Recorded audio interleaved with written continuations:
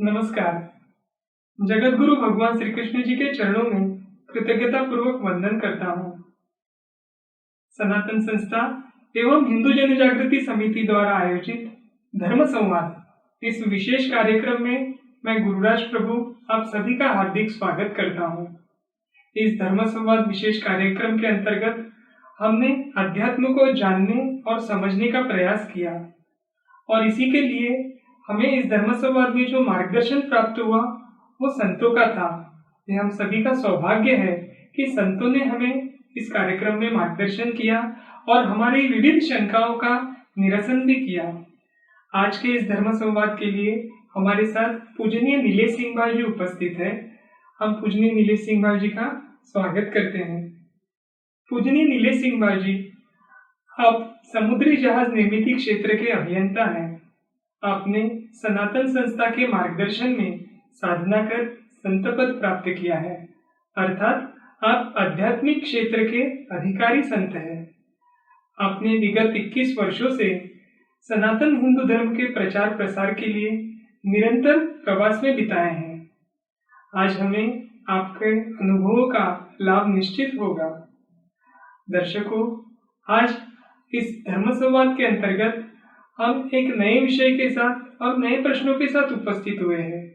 इस धर्म संवाद में हमने वर्तमान आपातकाल से लेकर अध्यात्म, सुख दुख और लोगों के जीवन में आने वाले पितृदोष और वास्तुदोष जैसे कष्टों के संदर्भ में जान के लिया और इसका शास्त्र समझते हुए इसके निवारण के लिए क्या उपाय योजना करनी है ये समझ के लिए इसी लॉकडाउन के काल में श्री रामनवमी, श्री हनुमान जयंती और अक्षय तृतीया जैसे त्योहार आए तो इसका शास्त्र भी हमने धर्म संवाद में समझ के लिया। साथ ही साथ भारत की जो गुरु शिष्य परंपरा, ये जो विशेषता है, इसको भी हमने समझ के लिया और इससे संबंधित चाहे गुरु हो या शिष्य हो, इनके विषय में जो सर्वसामान्य के मन में विविध प्रश्न होते हैं, इन प्रश्नों के उत्तर भी जान के लिए और विगत 1-2 दिनों से हम 16 संस्कारों के विषय में इस धर्म संवाद में चर्चा करते आ रहे हैं, क्योंकि धर्म के अनुसार मनुष्य जन्म का उद्देश्य ही ईश्वर प्राप्ति है और इसी उद्देश्य से जन्म से लेकर मृत्यु तक के विविध प्रसंगों में ईश्वर के निकट जाने के लिए क्या उपासना करनी चाहिए, ये हमारा धर्मशास्त्र हमें मार्गदर्शन करता आ रहा है। जन्म से लेके विवाह तक का ये जो काल होता है वो एक जीवन का चक्र कहलाता है और फिर जब संतति प्राप्ति होती है तो उसी संतति का उसके जन्म से लेके विवाह तक ये उसका चक्र हो जाता है और पीढ़ी दर पीढ़ी यह चक्र शुरू रहता है। लेकिन गर्भधारणा से लेके विवाह तक के ऐसे कुछ प्रमुख 16 प्रसंग होते हैं जिन प्रसंगों में उस जीव पर संस्कार करे जाते हैं और इन्हीं संस्कारों को 16 संस्कार कहा जाता है। इन संस्कारों के कारण आगे चलकर जीव को उपासना करने के लिए सहायता होती है और आज हम इन्हीं 16 संस्कारों में से कुछ बातों के विषय में चर्चा करेंगे। पूजनीय नीलेश जी, आज हम 16 संस्कार में से जो उपनयन संस्कार होता है या उससे संबंधित कुछ बातें उनके विषय में आपसे प्रश्न पूछने वाले हैं। तो सर्वप्रथम हम आपसे जो प्रश्न पूछना चाहेंगे वो ऐसा है कि लोग आजकल भी कुछ ऐसे देखे जाते हैं जो शिखा रखते हैं, यानी चोटी रखते हैं। तो सर्वप्रथम आप हमें इस शिखा के पीछे का शास्त्र क्या है ये बताइए। इसमें चूड़ा अर्थात पुरुष की शिखा या चोटी, ऐसे इसके अलग अलग नाम है। ये शिखा सिर पर जहां सहस्त्रार चक्र होता है उस स्थान पर रखी जाती है। इस स्थान पर स्थित जो केश होते हैं वो केश छोड़कर शेष जो केश है वो कटवाने की क्रिया को चौल कर्म अथवा चूड़ा कर्म कहते हैं। उपनयन तथा प्रत्येक धार्मिक विधि में शिखा का महत्व है। इसका उद्देश्य कुछ महत्व रखता है, इसके बारे में थोड़ा समझ कर लेंगे। चौल कर्म अर्थात चोटी रखने का संस्कार आयु, बल एवं तेज की वृद्धि हेतु किया जाता है। चोटी के कारण विश्व की सत्व तरंगों को ब्रह्मरंध्र द्वारा भीतर प्रवेश करने में सहायता मिलती है। जिस प्रकार से दूरदर्शन का एंटीना कार्य करता है, उसी प्रकार से चोटी कार्य करती है। मेधा शक्ति जागृत होने पर वो शिखा के स्थान पर स्थिर रहे, अर्थात हमारा विवेक नित्य जागृत रहे, ये चौल कर्म करने का उद्देश्य है। इसी को गांठ बांधना एवं शिखा को गांठ मारना ऐसे भी कहा जाता है। जी, हम अभी आपसे वैदिक परंपरा को मानने वाले लोग बहुत सारे होते हैं, तो वैदिक परंपरा के अनुसार शिखा रखने का क्या महत्व है, ये भी हम आपसे जानना चाहेंगे। अवश्य। वैदिक धर्म में सिर पर शिखा यानी चोटी धारण करने का असाधारण महत्व है। ऐसे कहा जाता है कि बड़ी शिखा धारण करने से बल, आयु, तेज, बुद्धि, लक्ष्मी और स्मृति बढ़ जाती है। इसमें अथर्ववेद में इसके बारे में एक श्लोक है, शिखिभ्यः स्वाहा। इसका अर्थ है चोटी धारण करने वालों का कल्याण हो।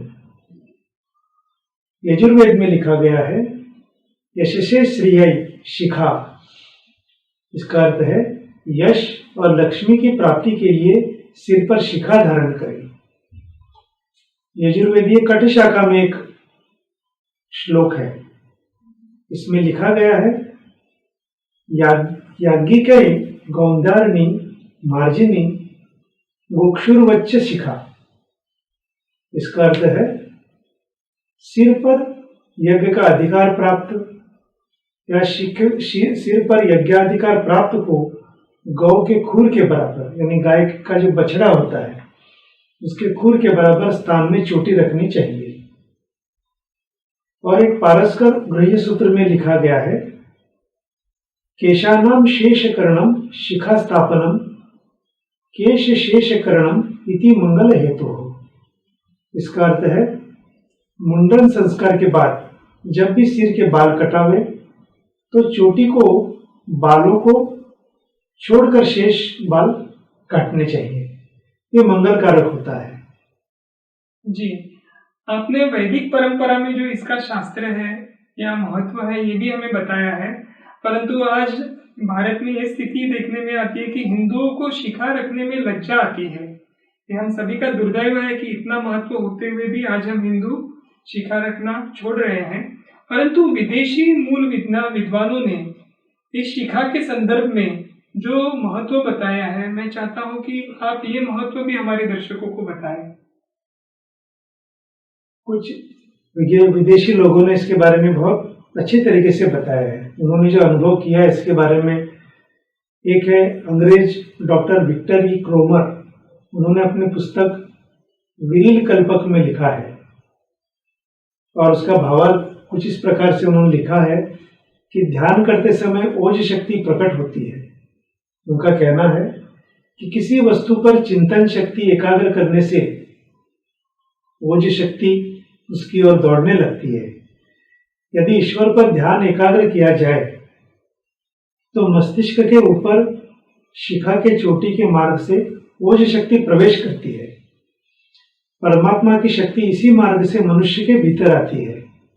सूक्ष्म दृष्टि से संपन्न योगी इन शक्तियों के असाधारण सुंदर रंग भी देख लेते हैं, ऐसा उनका कहना है। और एक है डॉक्टर क्लार्क। तो डॉक्टर क्लार्क क्या कहते हैं? वो कहते हैं कि मुझे विश्वास हो गया है कि सनातन धर्म का हर एक नियम विज्ञान से भरा हुआ है। चोटी रखना हिंदुओं का धार्मिक चिन्ह ही नहीं, बल्कि सुषुम्ना की रक्षा के लिए ऋषियों की खोज इसका एक विलक्षण चमत्कार है। शिखा गुच्छेदार रखने और उसमें गांठ बांधने के कारण प्राचीन सनातनियों में तेज, मेधा, बुद्धि, दीर्घायु तथा बल की विलक्षणता मिलती थी। जब से अंग्रेजी जो शिक्षा का प्रभाव हो गया, उसको हम कुशिक्षा ही कहेंगे, वो अंग्रेजी कुशिक्षा के प्रभाव में भारतवासियों ने शिखा और सूत्र का त्याग कर दिया है। और उनमें शीर्षस्थ गुणों का निरंतर ह्रास होता जा रहा है। पागलपन, अंधत्व तथा मस्तिष्क के रोग शिखाधारियों को कभी नहीं होती है, और जिनमें शिखा नहीं है उनमें बहुत से जनों में ये रोग आज दिखाई देते हैं। और एक डॉक्टर है, डॉक्टर हाइवमैन, उन्होंने भी कहा है, मैंने कई वर्ष भारत में रहकर भारतीय संस्कृति का अध्ययन किया है। वो कहते हैं कि यहाँ के निवासी बहुत काल से चोटी रखते हैं, जिसका वर्णन वेदों में भी मिलता है। यानी उन्होंने कहा कि वेदों में भी लिखा गया है। और दक्षिण में तो आधे सिर पर गोखुर के समान चोटी रखते हैं। उनकी बुद्धि की विलक्षणता देखकर मैं अत्यंत प्रभावित हुआ हूँ। अवश्य ही सिर पर चोटी रखना बड़ा लाभदायक है। मेरा तो हिंदू धर्म में अगाध विश्वास है और मैं चोटी रखने का कायल हो गया हूँ। तो इस प्रकार से कई विदेशी लोगों ने भारत में आकर हमारे धर्मशास्त्र का अभ्यास किया, चोटी का अभ्यास किया और उसकी अनुभूति प्राप्त करके भी लिख के रखा हुआ है। जी पूज्य नीलेश जी, ऐसा ही और एक चोटी के महत्व हमने सुना है। शरीर का जो मर्म स्थान है उसकी रक्षा की दृष्टि से भी इसका कोई महत्व है, तो वो भी हमारे दर्शकों को आप बताइए। ये एक महत्वपूर्ण प्रश्न है। तो सबसे पहले हम समझ कर लेते कि मर्म स्थान क्या होता है। वास्तव में मानव शरीर को प्रकृति ने इतना सबल बनाया है कि वो बड़े से बड़े आघात को भी सहन कर सकता है। किंतु मानव शरीर में कुछ ऐसे भी स्थान हैं जिन पर आघात होने से तत्काल मृत्यु भी हो जाती है, और ऐसे स्थानों को मर्म स्थान कहा जाता है। शिखा के अधोभाग में एक मर्म स्थान होता है, इसमें भी एक मर्म स्थान होता है, जिसके लिए सुश्रुताचार्य ने सुश्रुत संहिता में लिखा गया एक श्लोक है। उसमें लिखते हैं, मस्तकाभ्यंतरो परिष्टात् शिरा संधि सन्निपातो रोमावर्तोधिपति तत्रपि सदो मरणो।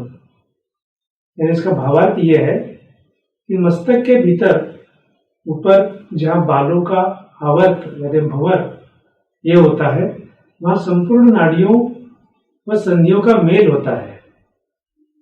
उस अधिपति मर्म का उसे अधिपति मर्म कहा जाता है। यहां चोट लगने से तत्काल मृत्यु हो जाती है, और इस कारण चोटी रखने से इस मर्म स्थान का रक्षण होता है। ये आपने और एक महत्व हमारे दर्शकों को इसके माध्यम से बताया। तो ऐसा भी कहा जाता है कि पूर्व के काल में कि शिखा काट देना यह मृत्युदंड समान माना जाता था। तो ये इसका सत्यता के विषय में आप हमें बताइए। ये समझने के लिए कथा के माध्यम से हम समझ कर लेंगे। हरिवंश पुराण में कथा बताई गई है। है और तालजंग ये जो वंश थे, उस वंश के राजाओं ने शक, यवन, काम्बोज, पारद आदि राजाओं को साथ में लेकर राजा बाहु का राज्य छीन लिया। राजा बाहु अपनी पत्नी के साथ वन में चले गए। वहां राजा की मृत्यु हो गई और महर्षियों ने उसकी गर्भवती पत्नी की रक्षा की और उसे अपने आश्रम में ले आए। वहां उसने एक पुत्र को जन्म दिया जो आगे चलकर राजा सगर के नाम से प्रसिद्ध हुआ। राजा सगर ने महर्षि से शस्त्र और शास्त्र विद्या सीखी और समय पाकर राजा सगर ने हयहयों को मार डाला और फिर शक, यवन, काम्बोज, पारद आदि राजाओं को भी मारने का निश्चय किया। तो उस समय ये जो शक थे, यवन थे आदि सभी राजा महर्षि वशिष्ठ के शरण में चले गए। महर्षि वशिष्ठ ने उन्हें कुछ शर्तों पर ही अभयदान देने के लिए मान्य किया और सगर राजा को आज्ञा की कि वे उनको न मारे। राजा सगर अपनी प्रतिज्ञा भी नहीं छोड़ सकते थे और महर्षि वशिष्ठ जी की आज्ञा भी नहीं टाल सकते थे। अतः उन्होंने उन राजाओं का सिर शिखा सहित मुंडवाकर उनको छोड़ दिया। तो प्राचीन काल में किसी की शिखा काट देना मृत्युदंड के समान माना जाता था। लेकिन बड़े दुख की बात है कि आज हिंदू अपने हाथों से ही अपनी शिखा काट रहे हैं। एक गुलामी की पहचान है शिखा हिंदुत्व की पहचान है। यह आपके धर्म और संस्कृति की रक्षक है। शिखा के विशेष महत्व के कारण ही हिंदुओं ने यवन शासन के समय अपनी शिखा की रक्षा के लिए सिर कटवा दिए, पर शिखा नहीं कटवाई। बिल्कुल, आपने जिस हिसाब से इस कथा के माध्यम से हम सभी को बोध करवाया कि शिखा का कितना महत्व है, एक चोटी से संबंधित, शिखा से संबंधित एक हम थोड़ा सा अलग प्रश्न पूछना चाहेंगे। क्या स्त्रियों को चोटी रखने के संदर्भ में शास्त्रों में कहीं कुछ बताया गया है क्या? अब स्त्रियों के बारे में, स्त्रियों के सिर पर जो लंबे बाल होते हैं, तो लंबे बाल होना उनके शरीर की बनावट तथा उनके शरीरगत विद्युत के अनुकूल रहने के कारण उन्हें अलग से चोटी नहीं रखनी चाहिए। साथ ही में स्त्रियों को बाल नहीं कटाने चाहिए। तो ये स्त्रियों के बारे में शास्त्रों के अनुसार है। जी, आपने इससे पूर्व के एक उत्तर देते समय चौल कर्म के विषय में बताया था, तो हम आपसे ये जानना चाहते हैं कि उपनयन के समय जो चौल कर्म किया जाता है, यानी उपनयन यानी व्रतबंध, जिसे महाराष्ट्र की तरफ में मुंज भी कहा जाता है, इसका हम सभी को आप शास्त्र बताइए। इसमें ये जो उपनयन शब्द है, इसमें दो शब्द हैं, उप एवं नयन। उप शब्द का अर्थ है समीप और नयन का अर्थ है ले आना। अर्थात उपनयन का अर्थ है गायत्री मंत्र सीखने हेतु गुरु के या शिक्षक के पास ले जाना। नयन शब्द का अर्थ आंख भी है। उपनयन अर्थात अंतःचक्षु, जिस विधि से अंतःचक्षु खुलने लगते हैं अथवा खुलने में सहायता होती है, उसे उपनयन कहते हैं। व्रत से, धर्म नियम से, ब्रह्मचर्यानुसार आचरण का जहां से बंधन आरंभ होता है, उसे व्रतबंध कहते हैं।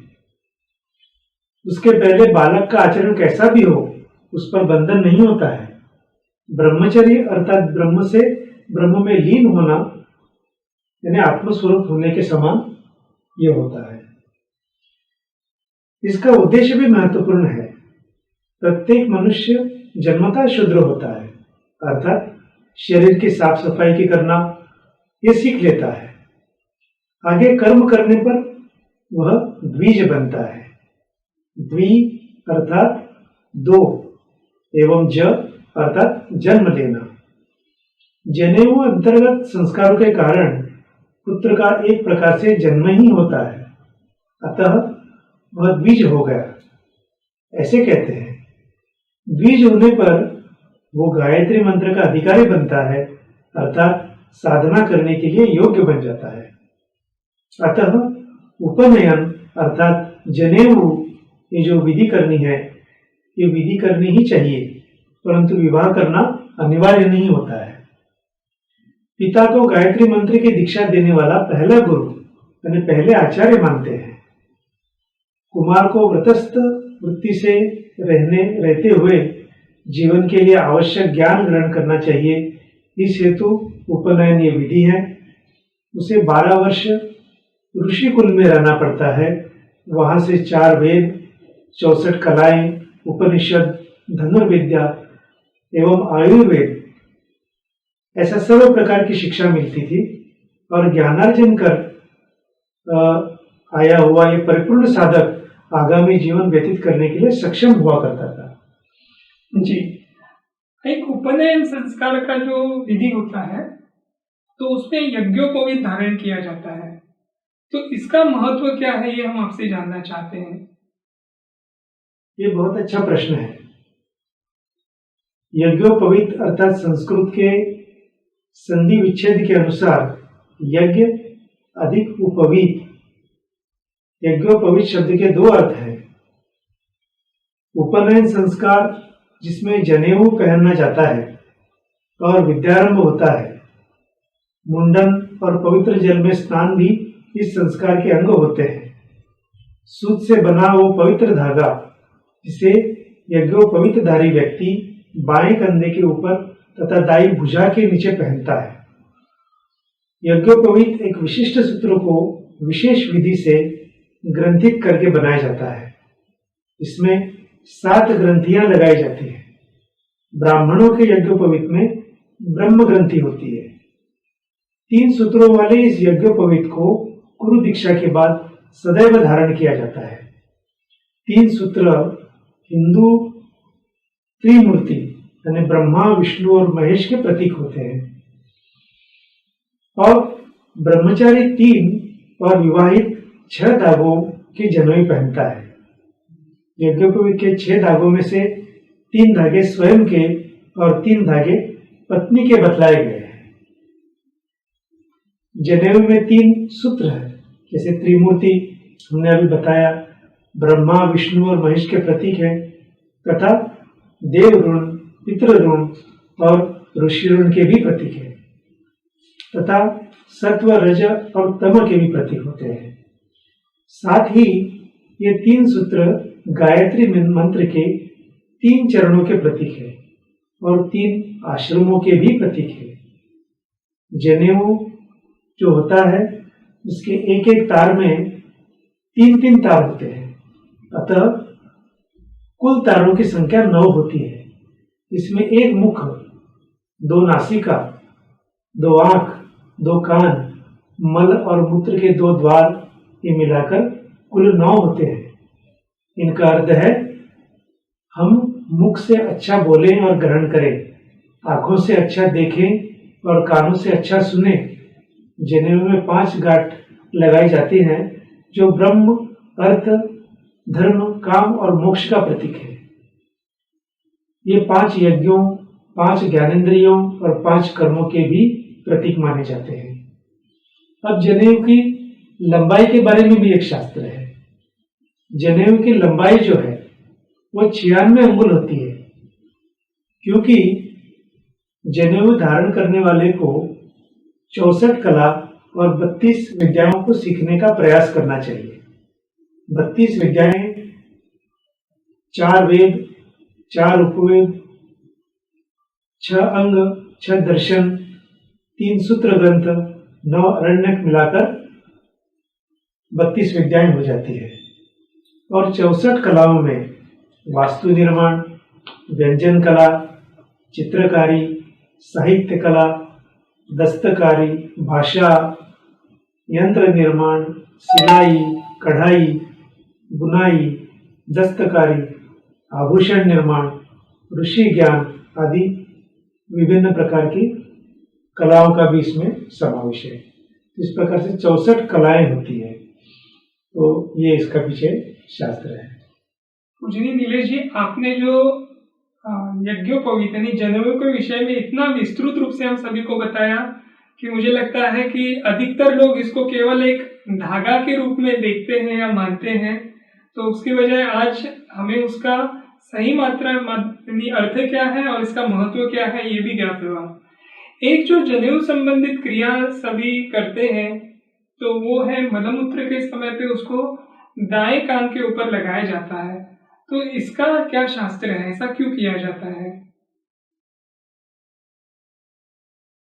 इसमें वैखानस धर्म सूत्र ने इसके खंड 16 में एक श्लोक है। इसमें दिया गया है, निमिति दक्षिणे करणे यज्ञोपवीतम कृत्वा उत्कट कामासीनाः अहनि उदन्मुख रात्रो दक्षिणामुखा तृणयरन्तिरितो मूत्रपुरीशे विसृजेत। इसका अर्थ है, जनेऊ माला समान बनाकर दाहिने कान पर रखना, उकड़ू बैठकर दिन में उत्तर की ओर और रात्रि दक्षिण की ओर मुख कर घास से आच्छादित भूमि पर मल मूत्र विसर्जन करें। जनेऊ पवित्र होता है। मल मूत्र विसर्जन के समय हम अशुचि अवस्था में होते हैं। ब्राह्मण के दाहिने कान के स्थान पर सप्त देवताओं को यानी सप्त देवताओं का यानी अग्नि, आप, वरुण, सूर्य, वायु, इंद्र एवं चंद्र का वास नित्य रहता है। इस कारण वहां जनेऊ रखें, ऐसा शास्त्र में कहा गया है। ऐसा करना यदि कोई भूल जाए तो दूसरा जनेऊ पहने और जनेऊ को माला समान बनाकर दाहिने कान पर रखकर मल मूत्र विसर्जन करे। तो ये इसके पीछे का शास्त्र है।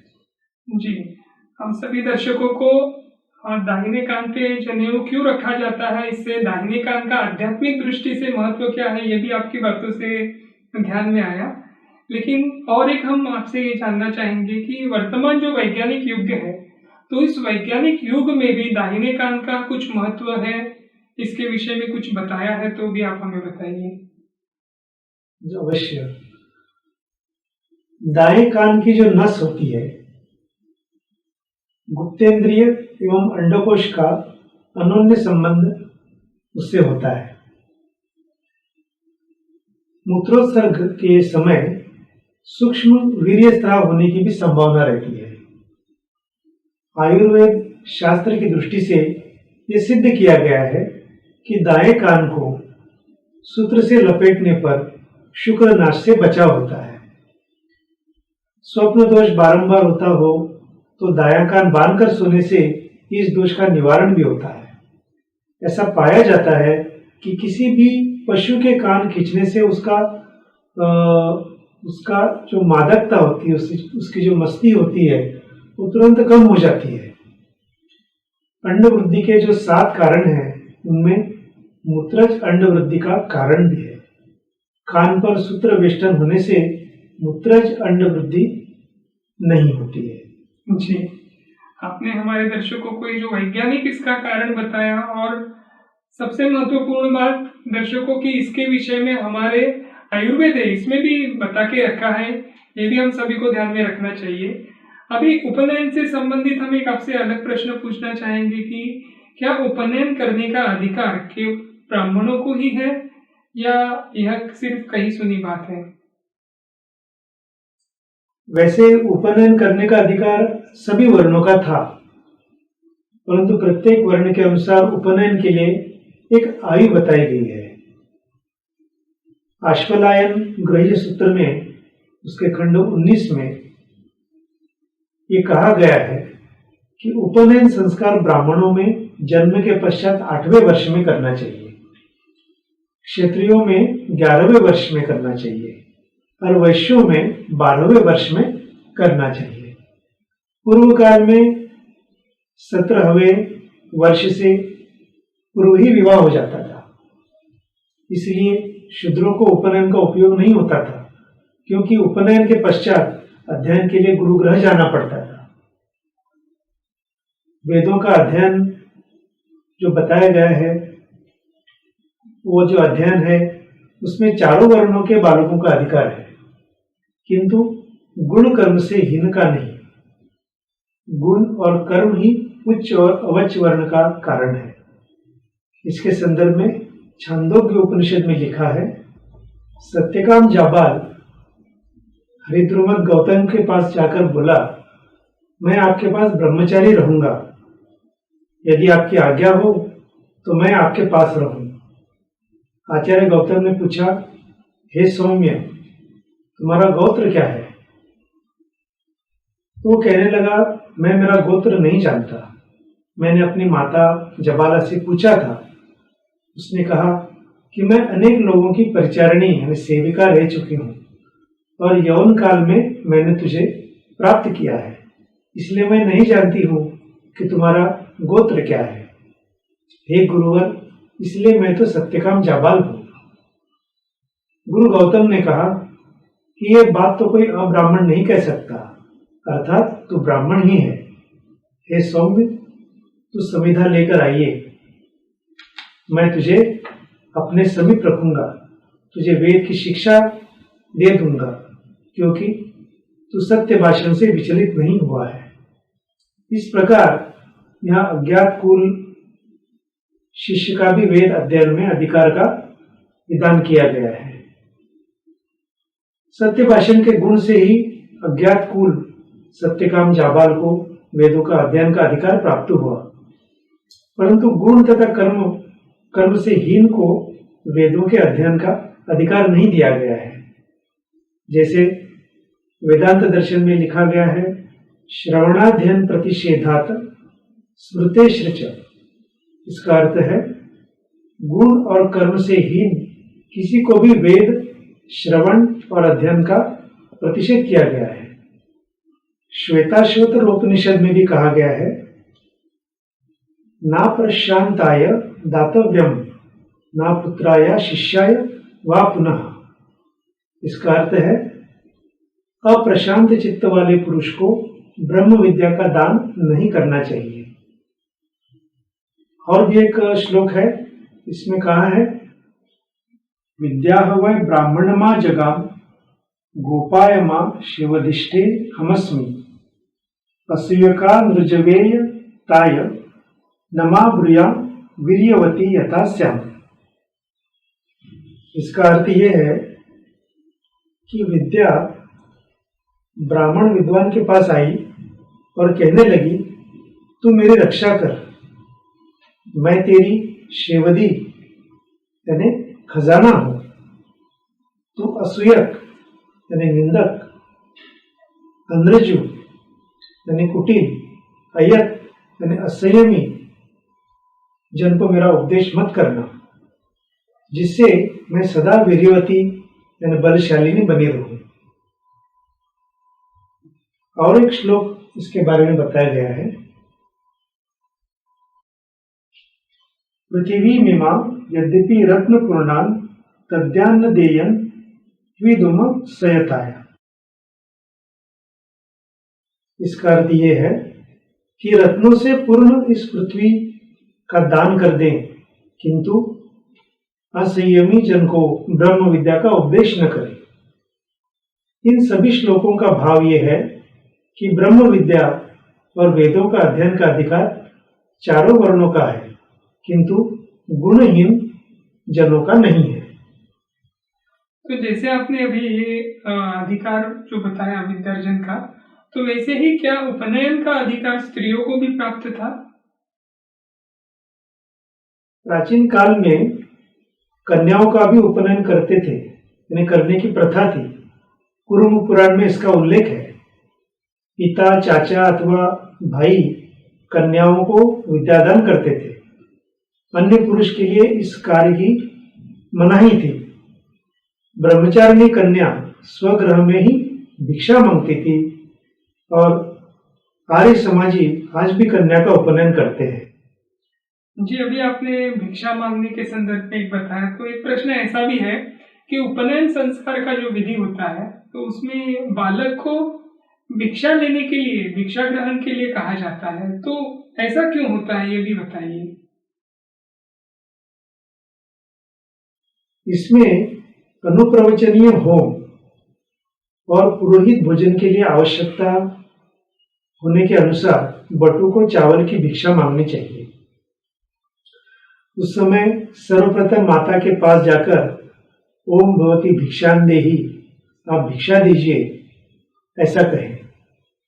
पश्चात पिता के पास भी जाकर वही कहें। इसी प्रकार अन्य आप्तजनों से भी भिक्षा मांगकर वो भिक्षान्न आचार्यों को दे। भिक्षान्न आचार्यों को देने से स्वयं पर आचार्यों के उदर निर्वाह के उत्तरदायित्व का भान बटू को होता है। साथ ही भिक्षान्न पहले स्वयं न खाकर आचार्यों को अर्पण कर तत्पश्चात उनका दिया हुआ अन्न स्वयं ग्रहण करें और होम और पुरोहित भोजन के लिए आवश्यकता के अनुसार ही भिक्षा लेने का अधिकार हमें है। इसकी शिक्षा भी बटू को मिल जाती है। जी, अभी उपनयन केवल एक विधि है या बटू के जीवन पर उसका संस्कार होने की दृष्टि से कोई महत्व भी है, तो ये भी हम आपसे जानना चाहेंगे। उपनयन जो संस्कार है वो एक व्रत के समान है।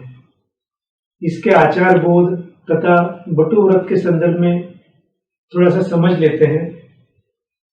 उपनयन करने के पश्चात तुम अब ब्रह्मचारी हो, इसलिए मूत्र, पुरुषोत्सर्ग यानी शौच के लिए जाना, भोजन, मार्ग पर चलना, निद्रा जैसे कृत्य करने पर शुद्धि हेतु आचमन करते जाओ, ये बताया जाता है। दूसरा, संध्या, उपासन, होम इत्यादि नित्य कर्म प्रतिदिन करते जाओ, ये बताया जाता है। स्त्रियों को विवाह के उपरांत पुराणोक्त संध्या एवं गायत्री जप करने का अधिकार है। इसके बाद दिन में निद्रा नहीं लेना है। आचार्यों के स्वाधीन रहकर वेदोच्चारण करते जाओ। प्रातः काल तथा संध्या काल भिक्षा मांगते जाओ। संध्या काल तथा प्रातः काल अग्नि में समिधा देते जाओ। 12 वर्ष अथवा वेदों का अध्ययन पूर्ण हो जाने तक ब्रह्मचर्य का पालन करो। तो ये सब चीजें इसमें समाविष्ट रहती है। और बटु व्रत के बारे में भी थोड़ा समझ कर लेते हैं। बटु व्रत में आचार बोध के पालन के साथ ही लवण यानी नमक एवं क्षार वर्जित करना, नीचे सोना यानी पलंग पर न सोना इत्यादि कहा गया है। इसके अतिरिक्त बटु के द्वारा पालन योग्य विविध यम नियमों की जानकारी स्मृति ग्रंथों में उपलब्ध होती है। इससे हम समझ सकते हैं कि ये संस्कार एक व्रत पालन के जितना ही महत्व का है। जी बिल्कुल, आपने इसका महत्व हमें बताया। तो हम मेधा जनन संस्कार है, इस विषय में आपसे थोड़ा जानना चाहेंगे। मेधा जनन संस्कार के बारे में ये जो मेधा ये जो शब्द है, इसका अर्थ है बुद्धि की सूक्ष्म अवस्था। जिसकी मेधा जागृत है उसे सर्व साध्य होता है। त्रिशूलपर्ण ग्रंथ में मेधा को ब्रह्म रस भी कहा गया है। और इस अवस्था को प्राप्त होने पर द्वैताभास एवं भ्रम नष्ट होकर जीवन का सत्य समझ में आ जाता है। इसलिए यह संस्कार आवश्यक है। ऋषिकुल में इसी दृष्टि से ये शिक्षा देकर उसकी मेधा जागृत की जाती है। जी, जैसे आपने अभी मेधा जनन संस्कार के विषय में बताया, हम आपसे महानामनी व्रत के विषय में भी जानकारी लेना चाहेंगे। महानामनी व्रत के विषय में इसके बारे में कहा गया कि 8वें वर्ष में उपनयन हो जाने पर आगे के 5 वर्ष गुरुग्रह में अध्ययन करने पर आरण्यक उच्चारण का अधिकार उत्पन्न होने के लिए पहले जो विधि की जाती है उस विधि को महानामनी व्रत, महाव्रत एवं उपनिषद व्रत कहते हैं। प्रत्येक व्रत का अध्ययन 1 वर्ष, ऐसे 3 वर्षों में 3 व्रतों का अध्ययन समाप्त होने के बाद गुरु को आरण्यक अध्ययन संबंधी एक गाय एवं एक बैल दक्षिणा स्वरूप देनी होती है। गाय देने की विधि को गोदान व्रत कहते हैं। प्रथम आरण्यक सीखते समय ये संस्कार करते हैं। इस संस्कार में ब्रह्मचारी को सर्वप्रथम दाढ़ी मूछ का केशवपन करना होता है। ये संस्कार बालक के 16 वर्ष में करते हैं। ब्रह्मचारी के यौवन में पदार्पण करने का भी एक सूचक होता है। इस वयोवस्था में ब्रह्मचारी के मुख पर दाढ़ी मूछ दिखाई देने लगती है। उसी काल में उसके अंतर में पौरुष्य की चेतना का भी उदय होता है। ऐसे समय में उसके यौवन सुलभ अपप्रवृत्तियों के नियमन के लिए यह व्रत अथवा संस्कार किया जाता है। इस संस्कार के निमित्त ब्रह्मचारी को पुनः ब्रह्मचारी व्रत का अवश्य स्मरण करवाया जाता है। उसके आगे न्यूनतम 1 वर्ष तक संयम से आचरण करे, ऐसे गुरुजनों की अपेक्षा रहती है। 1 वर्ष इसी प्रकार से संयम से आचरण करने पर आगे यौवन काल में उसके द्वारा प्रमाद नहीं होता। ये भी उसकी आधारभूत संकल्पना थी। जी दर्शक, आज हमने शिखा, उपनयन और जनेऊ, इन सब का महत्व क्या है और इससे संबंधित शास्त्र क्या है और इसका हमें लाभ क्या होता है, यह तीनों बातें हमने विस्तृत रूप से पूजनीय नीलेश जी से जानकर ली। पूजनीय नीलेश जी, आपने हमें ये विस्तृत रूप से यह शास्त्र जो बताया उसके लिए हम आपके बहुत बहुत आभारी हैं। दर्शकों, अभी समय आ गया है कि आज का यह धर्म संवाद हम यहीं पर समाप्त करें। इससे पूर्व आप सभी से यह नम्र विनती है कि यह धर्म संवाद देखते समय यदि आपके मन में कोई भी प्रश्न निर्माण होता है तो आप कमेंट बॉक्स में लिखकर वह हम तक अवश्य पहुंचाएं। और यदि आपको इस धर्म संवाद के विषय में कोई सुझाव देना है तो भी निसंकोच वह आप हमें लिखकर भेजें। तो इसी के साथ ही आज का यह हम धर्म संवाद समाप्त करेंगे। इससे पूर्व जगत गुरु भगवान श्री कृष्ण जी के चरणों में कृतज्ञता पूर्वक हम सभी वंदन करेंगे और आज का यह धर्म संवाद यहीं पर समाप्त करेंगे। नमस्कार।